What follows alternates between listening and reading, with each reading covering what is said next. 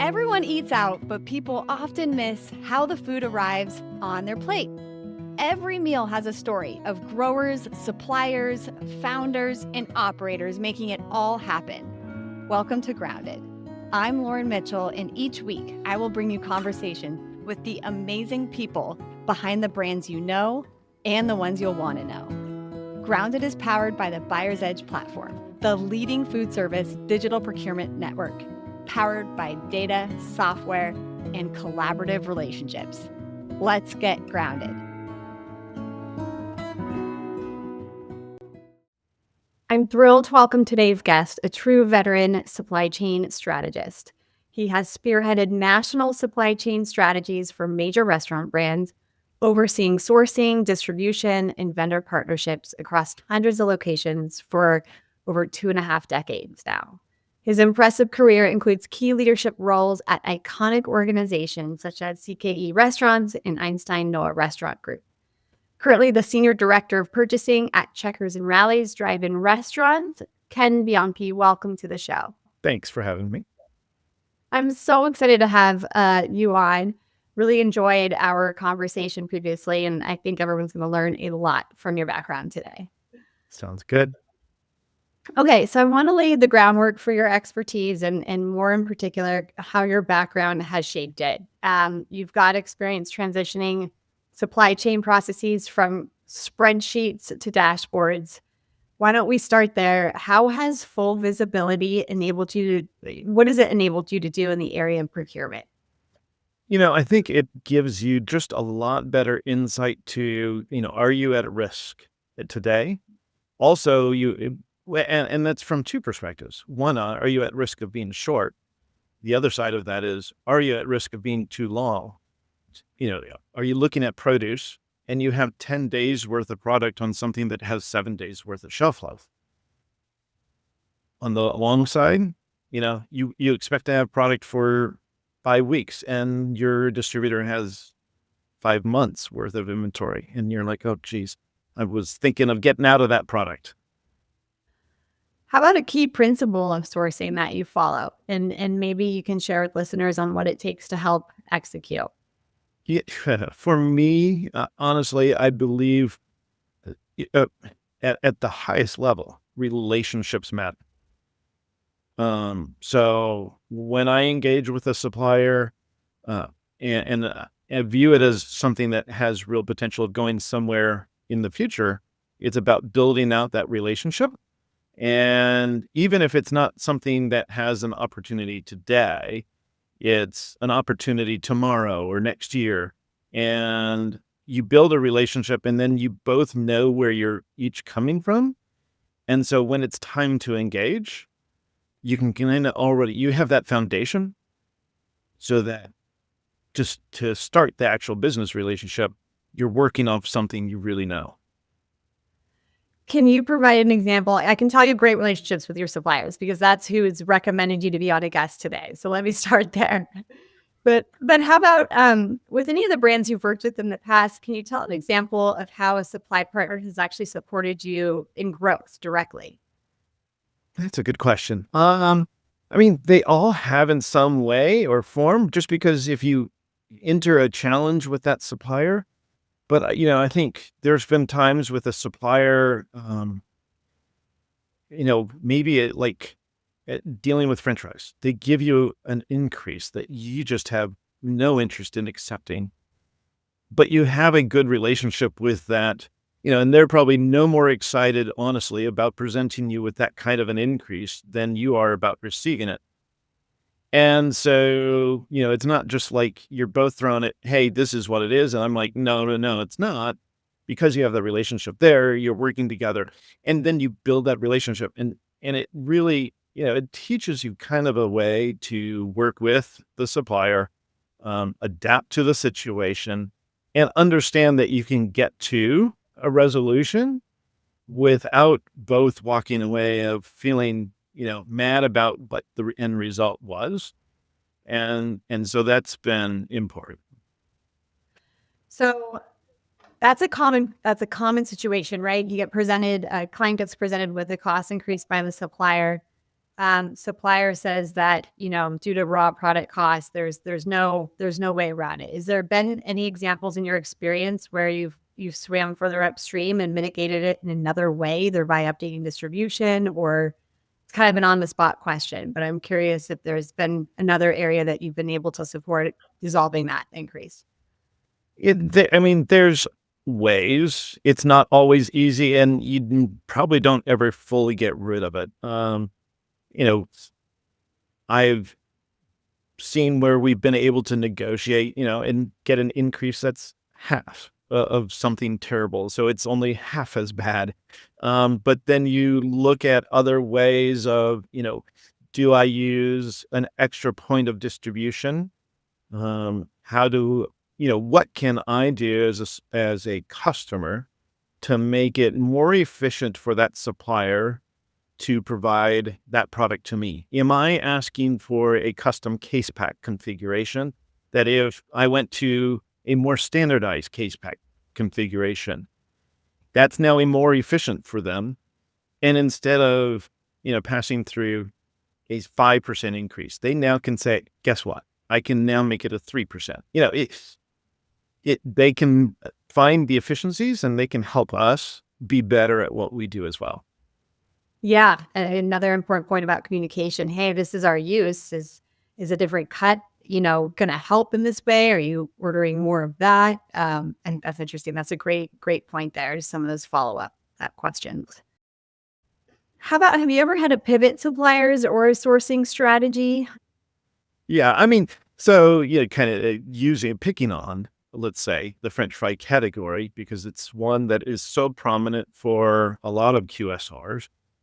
Um, you run into um, those big kinds of increases, or they say, "Hey, I'm super tight on supply, and we're only going to give you X amount, and it's not, your full allocation." There have been times where you have to look at the other suppliers and you bring them into the room and say, here's an opportunity. And hopefully they step into that room with wanting to also have and build that partnership. And so that has been something that has been done in the past. And, when those challenges come around, you do it again. A- Another great, example of probably a lot of people having to do that too was during the wonders of COVID. You had suppliers that made a decision that retail was going to be their path forward during that time, or you were just too complex of a customer. And so in a world of where labor was tight, they rationalized or they looked at profitability and said, we're going a different route. You're out. Bye. Even though you have the contract. And you're kind of left scrambling and saying, well, okay, now what do I do? And that's where you dig back into some of those relationships that you've built and fostered and say, okay, let's talk. How can we work together to build a solution? Love it. How about when supporting a national brand and managing a full supply chain or the purchasing for the full supply chain? How do you approach decisions around going with a local versus a national supplier? It's about capability and it's about, can they meet your needs? As long as they've got all the right resources, they can produce the quality product, they meet all the quality and safety uh, aspects, and they are competitively priced. You can look at those local options. Sometimes for a national brand where being local is not part of the mantra, you don't get a lot of those opportunities. But thinking back to probably my best, thinking towards Einstein's, we had the opportunity to be more local because of some of the categories we were playing in. We were using fresh dairy products, so Yeah. it needed the local. So you walked in at that time to an Einstein's, and you would see the local brands you knew that when you went to the grocery store for your milk that you'd buy in our cooler or that was being poured into your coffee. Yeah, dairy's definitely a great example of the category where regional sourcing is really where Yeah. most lean on. All right, in your opinion, what is the most overlooked principle in produce procurement and distribution? Honestly, I think if you step outside of supply chain, the most overlooked is shelf life. Everyone, your experience when you go to the grocery store, it's always fresh. Yep. And even, you could be in Alaska, you could be in Hawaii, and you can be in upstate New York, and all the products are almost always fresh if that grocery store is managing it correctly. And so to think about the the challenges and the timeline it takes to get from harvest to a distribution point and into that end use point, people don't have that connection with. But in supply chain, obviously, it's tremendously important. And when you're using fresh produce, as most QSRs, restaurant concepts do, it's difficult to manage produce. And so the shelf life, I think, from a outsider looking in, shelf life is the hardest part about produce.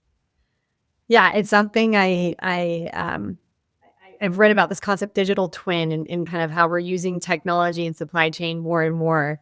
And I think that would be a really neat future iteration. I'm sure it's already being done, but where you plot all of your locations in terms of restaurants, also plot all of the sourcing regions for your items, and then it just pans out the shelf life path, right? So to your point, you can really start to understand the data behind, how you're sourcing. Yeah, I think if you're in the main categories of produce, lettuce, maybe tomatoes, those being the broadest used probably products, during certain times of the year, you can be kind of local with it or Yeah. regional, let's say.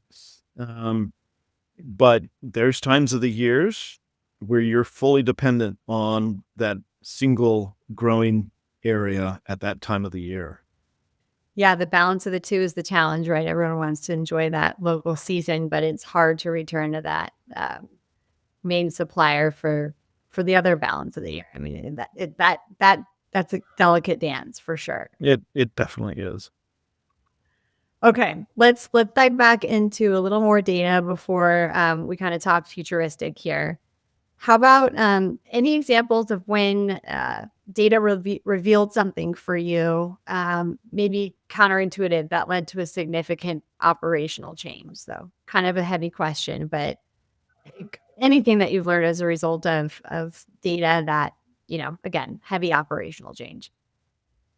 Well, I always like digging into data, but trying to come up with that perfect example or that good example of that. It probably, really was more around spend. So, dealing with certain products, you're kind of like, yeah, I use a decent amount of it. And without looking at the data, you don't give it the attention or the importance that when you start to look at the data, it's saying, hey, you're spending a lot of money on this product. And it might be where it's a high spend, low use type of thing, but because it's a high spend, it's pretty important. And you just don't associate it as being that important.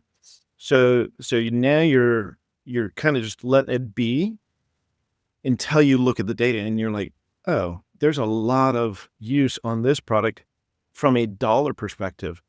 How do I optimize that in either it's one that you have to pay close attention to so that it just doesn't keep running away from you, or is there a commodity underneath it that you can now manage to stabilize it, improve it?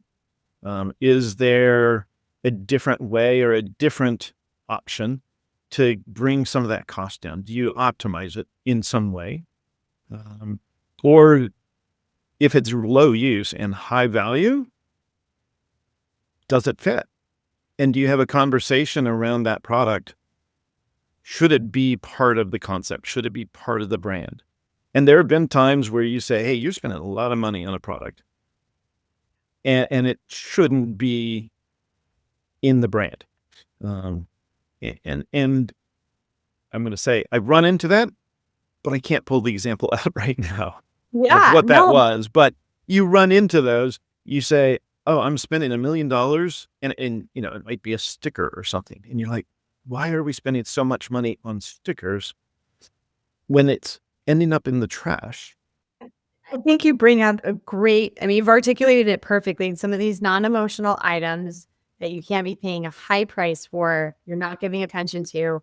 I mean, that's what, going back to the initial question, visibility has allowed you to do in the area of procurement. You can really swing through these different ways of seeing what you're spending and how much you're spending, and then to be able to ask the questions based on that. Yeah.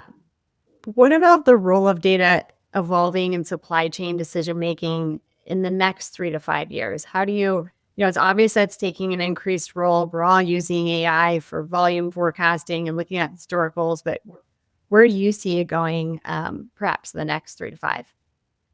I think extending, and I don't necessarily, I'm not thinking just more data, but it's, I think there's several organizations out there that have created a tool that let you have data to say, here's what I'm spending with what suppliers on what products and where is it going. But I think it's still, you're in this narrow bandwidth of the data. There's more data to bring together to have a better picture.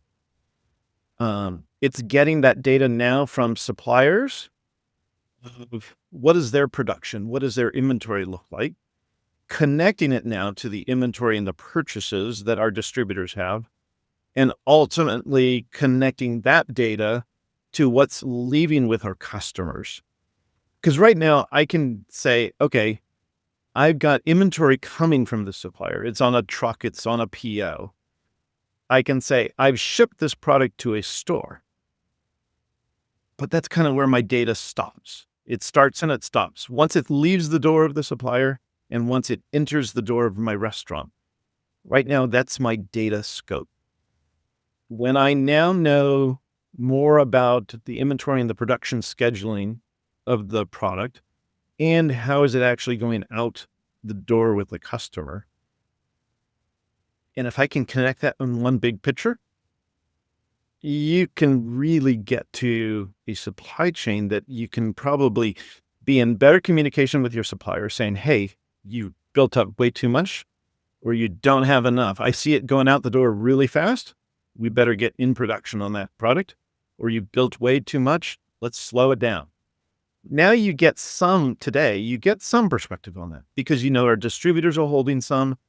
If you got a separate report coming from your suppliers that they're telling you their production plan and their inventory, you can compare that against sales and say, yeah, it's probably too much or not enough.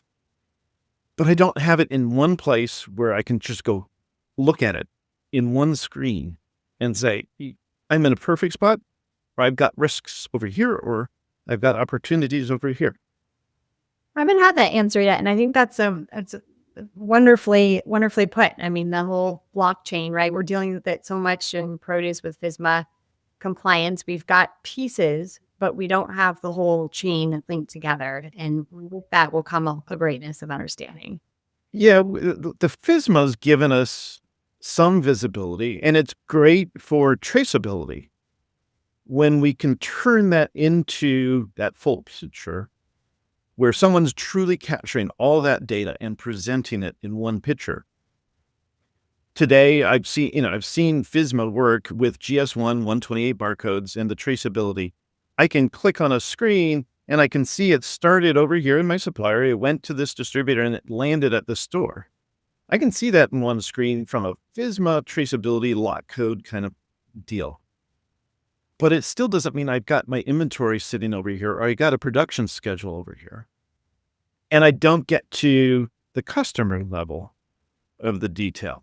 So FSMA, yes, gives me more information, but it's still kind of that in the middle information.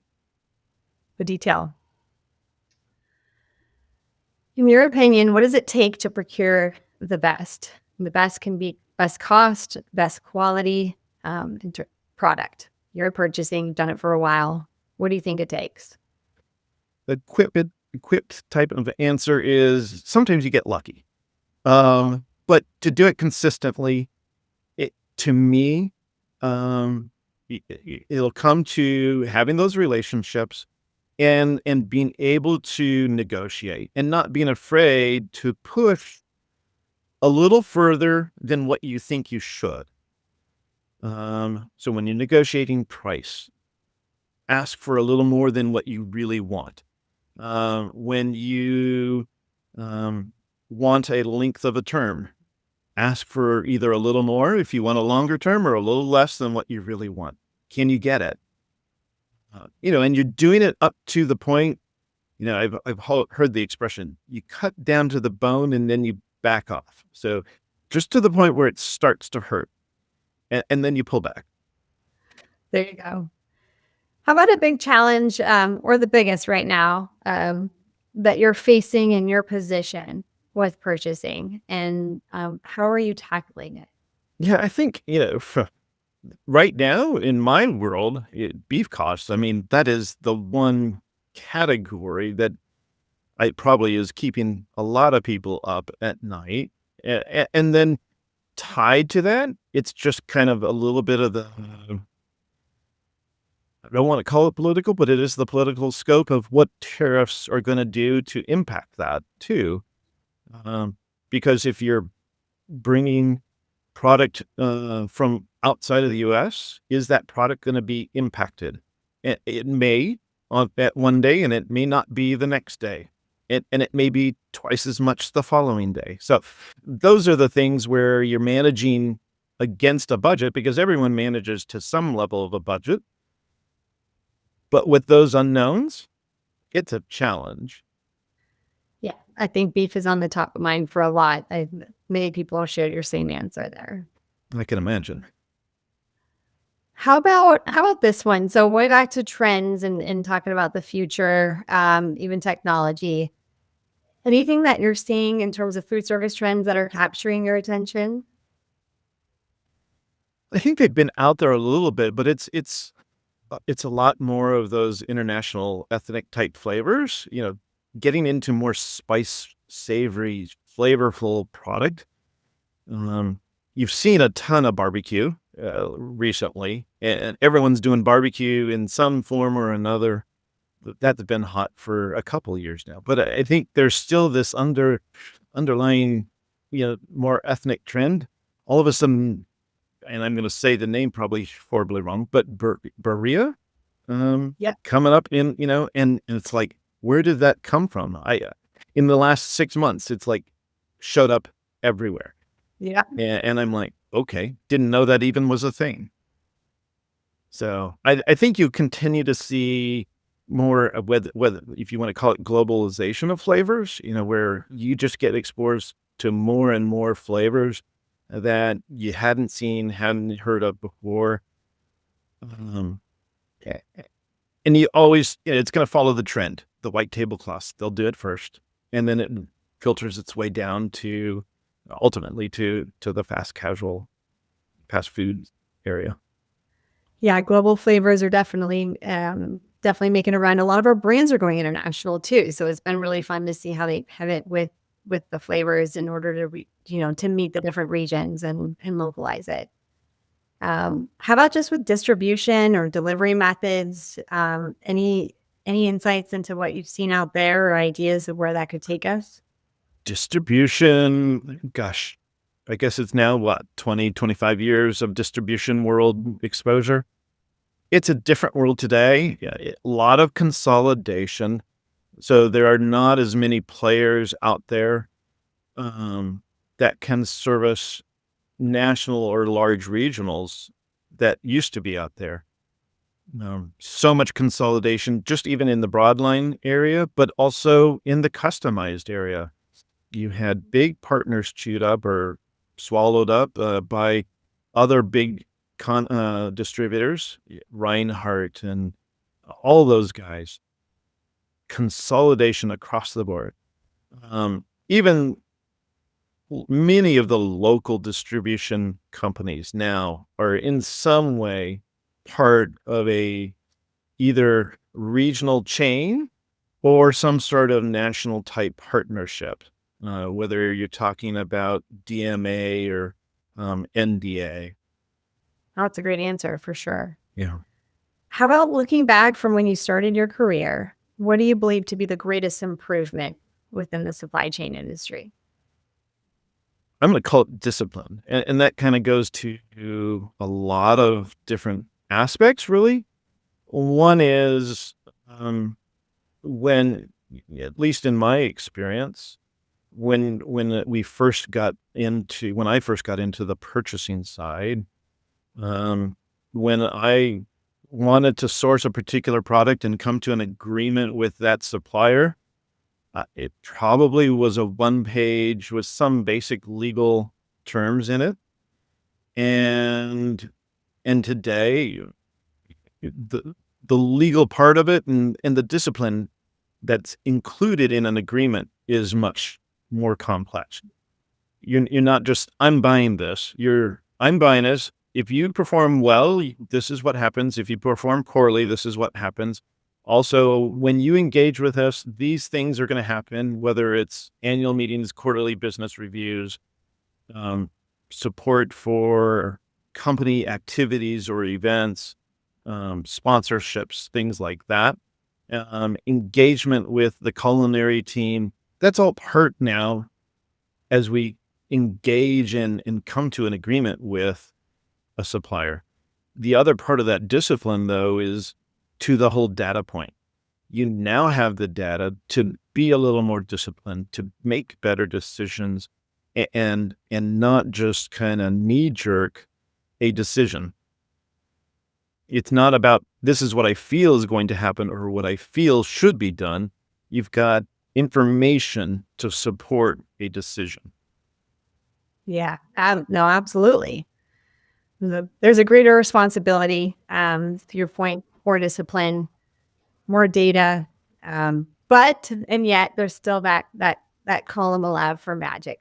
There's always the art of any profession. I think some can paint masterpieces and some paint what goes up at the refrigerator.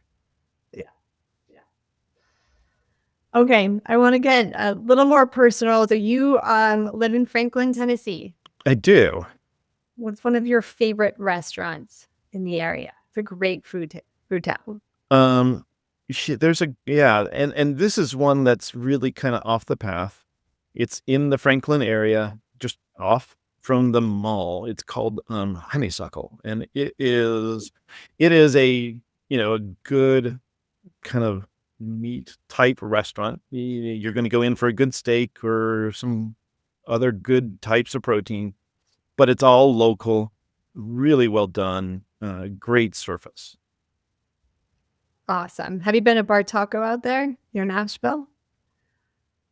I have not been to Bar Taco. I think I've driven by 2 or 3 of them. There's, I think, 2 in Nashville, but I've not been to one of them yet. It's an awesome taco spot. Yeah. I've heard of it for sure, and people tell about it and say you should hit that place up. Okay, went to school at University of Colorado Boulder. Go What did Buffs. you study? Studied communication, and probably the one thing that I come away with that still connects for me today is I had a professor. Oh my goodness, he was involved in telecommunications. I was going to try and bring up his name, but I can't connect it. And we were sitting in class, and he was talking about how he consults with some of the telecommunication industry companies out in the Boulder area, or in other ways. And this is early 90s, and so we're sitting in class. A few of us have our cell phones or whatever, and they're either the StarText or something nice and big that you can dial a number on, and you might be able to text message on. And he's like, yeah, I've seen phones that in 5 or 10 years will be like holding a computer in your hand. And we're all sitting in class like, no way.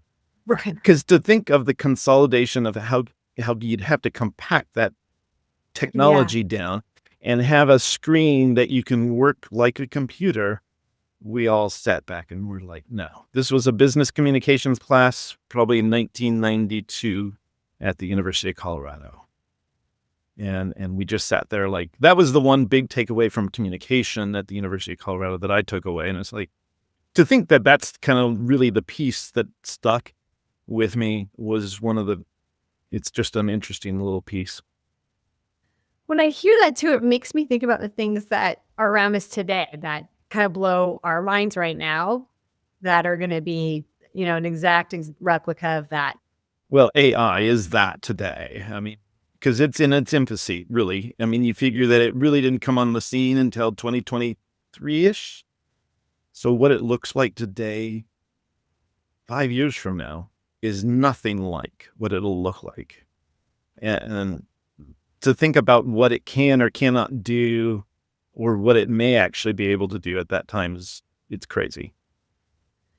Yeah, I would love to go into a college course environment right now and take a class on it, as I'm sure so many would. Or I'm starting to talk to folks who are with companies that are appropriately training their team members on best use for it and, considerations when using it.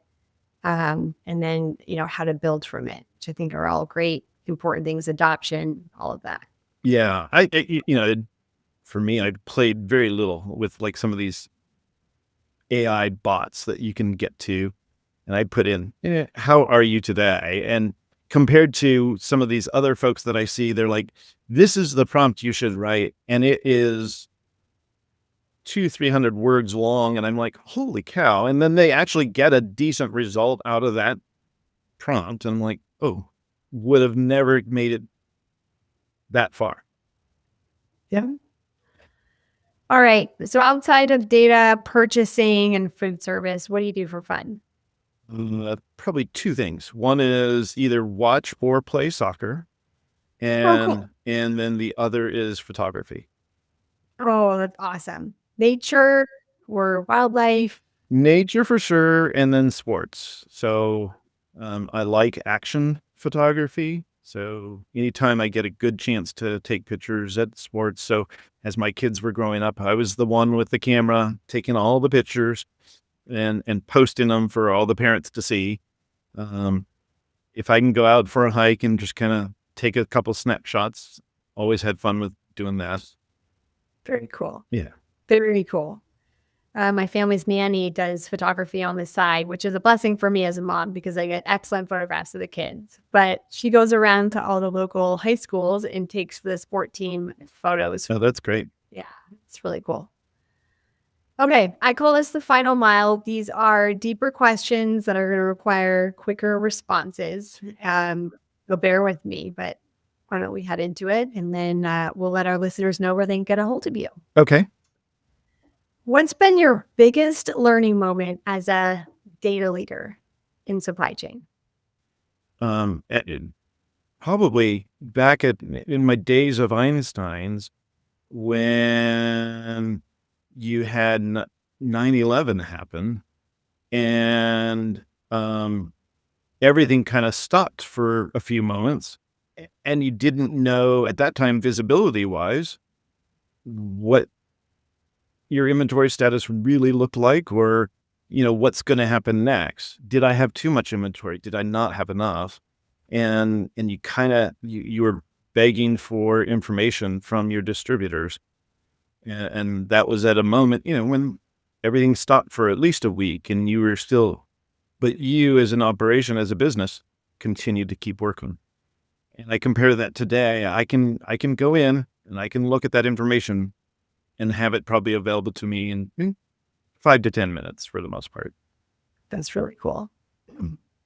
Is that because the brand at the time was so centered in New York, or was that just something felt nationally? I wasn't in the business during 9/11. So Einstein's was, based in Denver, Colorado, and we had 400 or 500 restaurants across the nation, 30 plus states. But for us, no one quite knew what was going to happen next. And I think everyone just hunkered down for a few days and kind of trucks weren't going to move as quick or as fast. And if you needed people were they took a minute and said, I'm not so sure what's happening tomorrow. And so Yeah. there was a brief moment where you all had to stop and breathe and say, okay, we're okay. We don't enjoy or love what happened, but as a business organization, we're okay. And we now got to keep the train moving. Yeah. Who or what has influenced your thinking the most in your career? Probably my manager at CKE the most. His name's Russ Costello. He was at CKE. He was there a couple years before me. He retired in 2020, right at the very start of COVID. He saw that retirement window and he said, I'm taking it, and he timed it perfectly. You're right. Yeah, and he was great for that. And that's kind of where I got that cut to the bone and pull back. That was one of his things that he said, that's the way you take it. You go as far as you can, and then you pull back from it just a little bit. Go Russ. Okay, how about what skills do you think will be non-negotiable for the next generation of supply chain leaders? I think you've got to have the ability or the skill set to interact with people. And I think that could be a challenge right now in our culture, just because too many people get stuck behind technology. So it's important to know how to interact with people. The other part of that, you better be able to understand data to be able to help make decisions. I don't think data makes the decisions, but it helps you make better decisions. And so you better know how to get to the data you want and have the critical thinking ability to know what that data is really telling you. Because sometimes 1 + 1 is not always 2, as much as math says that's true. In the world of the data we use, it's not always true. Okay, I want to make sure those that are listening can find you, ask you a question, or just connect and say hello. Where can we send them? I'd say obviously LinkedIn is a great place to go. But if there's if you'd rather go to an email, you can go to my email and I'll interact with you there. That is just first name, last name, Ken Bianchi 71. And that's at gmail.com. Thank you so much, Ken. Absolutely. Appreciate it. Thank you for today. And for our audience, thank you so much. If you learned something today or laughed, please share this podcast with someone. This has been another exciting episode of Grounded. See you next time. That's a wrap on this episode of Grounded. We've covered a lot of ground as we explored what it really takes to run food service behind the scenes. For show notes, highlights, and our latest market insights, visit us at groundedonthepod.com. Grounded is powered by the Buyer's Edge platform, delivering smarter solutions, greater efficiency, and real savings through connected tech, powerful data, and industry expertise. For more information and to get a personal demo of the Buyer's Edge platform, email me at lauren.mitchell@producealliance.com. And if you liked what you heard, subscribe so you don't miss an episode.